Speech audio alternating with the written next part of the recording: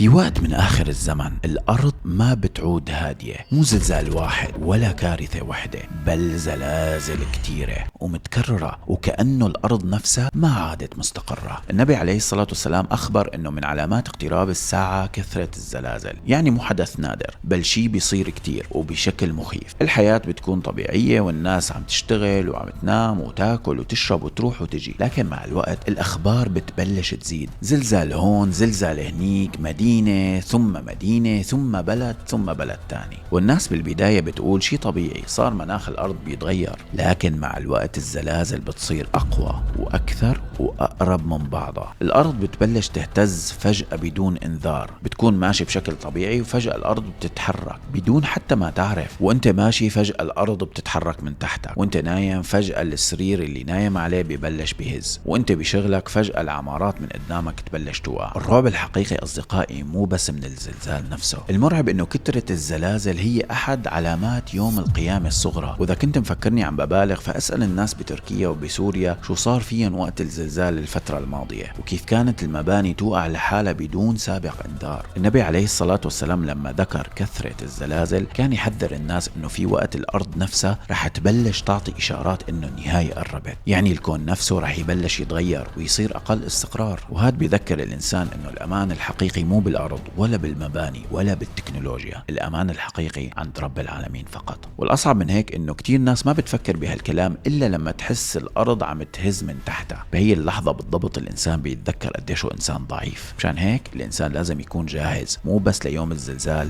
بل يلي قبل وبعد الزلزال. إذا حسيت إنه كلامي مهم انشر الفيديو، يمكن تكون سبب إنه شخص يرجع لربه قبل ما يجي يوم ما يعود فيه أمان أبدا. ولا تنسوا تصلوا كل فروضكم منيح، لأنكم ما بتعرفوا إمتى ممكن ملك الموت يقبض روحكم. اليوم انتوا احياء وعندكم فرصة كبيرة، بس يمكن بكرة او بعد شوي تقولوا يا ريت. ولا تنسوني من دعائكم عند الافطار اصدقائي. سلام.